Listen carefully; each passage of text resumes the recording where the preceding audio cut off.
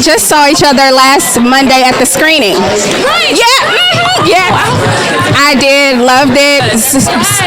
Loved the episode. We had a good moment, me, you, and our sister. In our shoes, our white shoes. We had a moment. Shoes. But look at me again. Girl, I don't have mine on tonight. I know. My mama would be disappointed. What's happening? My white shoes. But you're killing your look tonight. So are you. You look beautiful. So how does it feel to be here tonight at the NBC Vanity? It's always great. It's such a great event. It's so great to be able to connect with like my cast and other NBC families and like, celebrate with Vanity Fair. It's always a good time. Always. This Is Us. Thanksgiving episode is coming up. I was just talking to Chris. What is your take on what we can expect from this episode? Wow. Well, you know what? Thanksgiving episodes for us are notoriously about like everything that's going on with everybody because everybody's in the same house at once. Yeah. So I feel like what's going on for us is, I think it's just that. Like you're going to get an opportunity to see like what's happening with Chrissy and Toby, what's happening with me, Randall, and the kids, and what's happening. Like everybody's converging on our house in Philly, which is way smaller. So stuff is much more in your face, if you know what I mean. So it's always a big episode, and I love shooting it because it means I get to like shoot with almost everybody in the cast, which is cool. I loved last week's episode, just to go back, because it focused on you guys' family, Deja and Malik. Speak to that a little bit about. We talked about it last week, but if you could speak to that a little bit about the writing and how that episode came about and the role that you played and how you prepared for that. Your scene, it was very, very heavy but very real.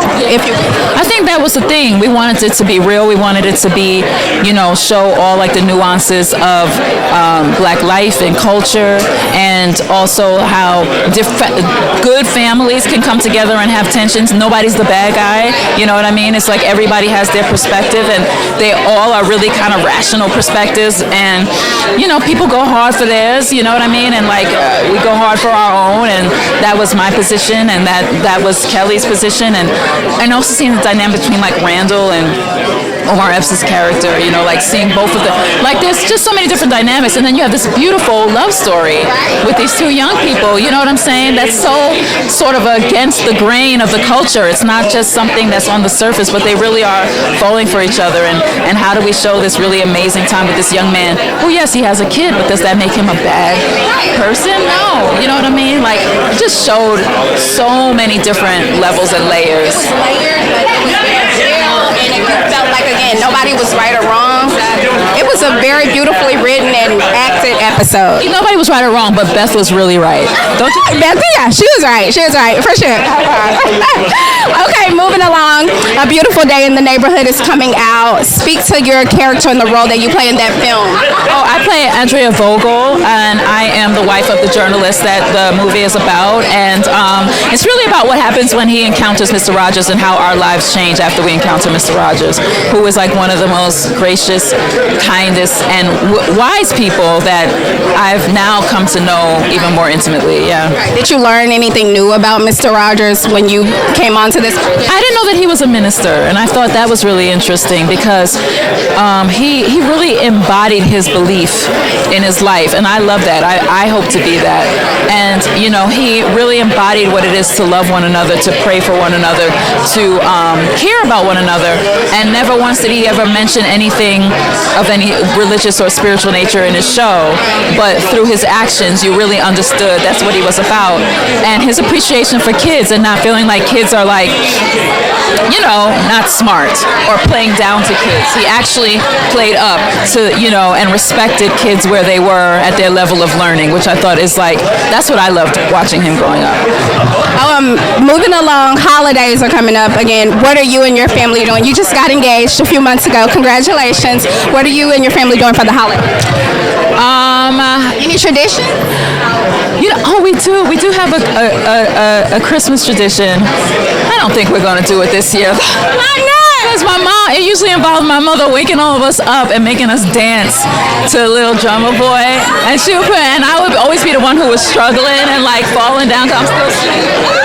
And so we still play Little Drummer Boy in the house and make like all the little kids dance. But it's like one of our favorite things to do. It's like such a deep tradition with our family. I don't even know how it started, but look, she's still into it. Okay, you better get into it, girl. Get into what Mama wants you to do. Thank you. And I'm like, I just throw on something comfy. And you're killing the comfy look. Love it. Tell us first of all about your directorial debut on This Is Us. Storybook Love, I believe it was the name of it. Tell us a little bit about that and how that project or how that came into being. I think it was about second season. Ken Olin said to me, well, you're going to direct one of these, right? And I just said, if you want me to, sure. I started directing when I was 25, so a long time ago, about 17 years ago, doing small stuff, digital stuff, commercial interstitials, things like that. But then when it came down to it, I think Dan Fogelman, our boss, was like, hey, he wanted to open the door to us actors to direct, and I was the first one up, and so I directed an episode, and it was great, and had a blast, and everybody, I think, was pretty happy with it. My bosses, the cast, the crew, and then even the reaction of people just out in the world. Yeah, I mean, started with a beautiful script, you know. Casey and David, two of our writers, were just, they gave me a very, very dense, beautiful story that had a lot of different characters in it, which I love, and started from there. And will there be more? You're going to be directing more episodes? Hopefully, probably. I think that having us actors direct is also a moment to give our on-screen characters a break. Like, sometimes you can't always have tons of Jack, but yet if you don't have Jack, well, at least maybe you get Milo behind the lens. Yeah. Because you're a huge part. You're almost like the, I would say, father, if you will. I mean, you are the father, but you're like the father, the leader, if you will, of the show. Yeah. Does that put pressure on you to? There's no pressure. I mean, we have such a lovely group of people. I mean, from our pre-production, post-production, in-production crews and cast and everybody, I think we all carry and share the load that we're making, like these stories that we're telling. I know that Jack as a character is one of the central connecting pieces between everyone, even in his death. And I know, like, this season we're seeing a lot more of the Rebecca, Mandy Moore's character connection and all that. So, yeah, it doesn't put any pressure. It's a lot of joy, you know. It's nice to be on a family show and a show that celebrates that. And a show that touches on so many important aspects of family. Tell me what you're going to be doing for the holiday. The holidays are coming up. Can we expect a holiday episode on this? Yeah, it's kind of tradition for us to have a Thanksgiving episode. So we got one of those coming up that sends us into our holiday break. But beyond that, for me, it's just taking time to relax. You deserve it. Yeah, I mean, our production schedule is unrelenting at sometimes, but also you need to be able to reset and take a break. So I kind of just look forward to some quiet time, not having to wake up so early, you know, spend some time with some family, spend some time with some friends, things like that. Sleep in, stay up late. Do whatever you want to do because you deserve it.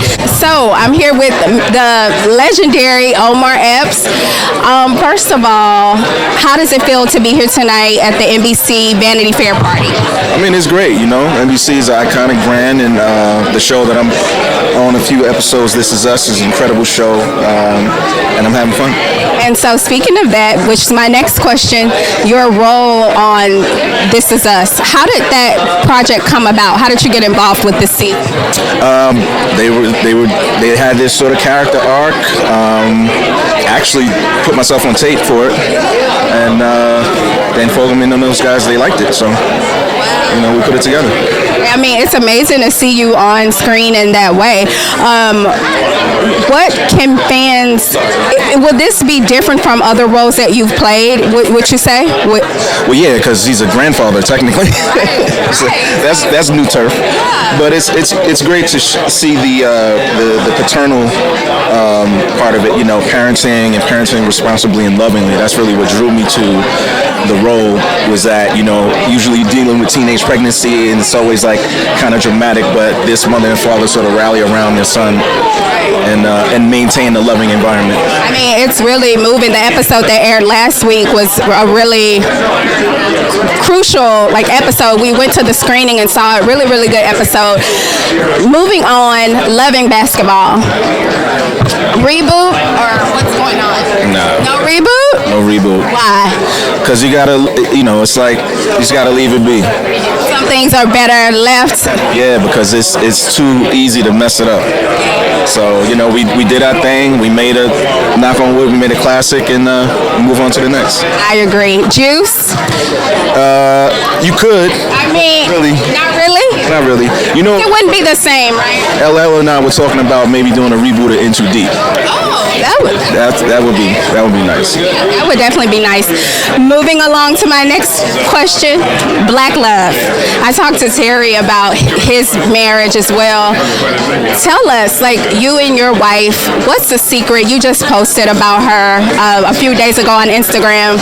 What's the secret to the black love, right? Like, what's the secret to your marriage and being together for so many years? And how do you guys continue to thrive being in this industry? Well, I don't think there's one secret.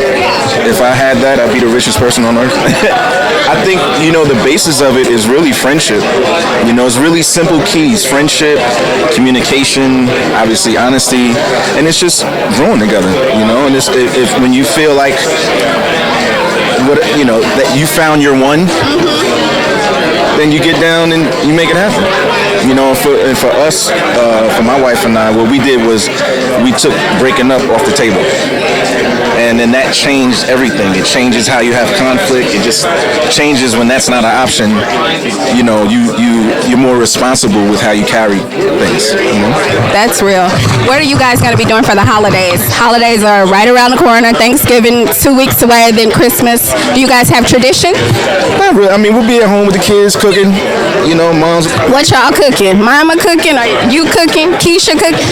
Everybody cooking but me.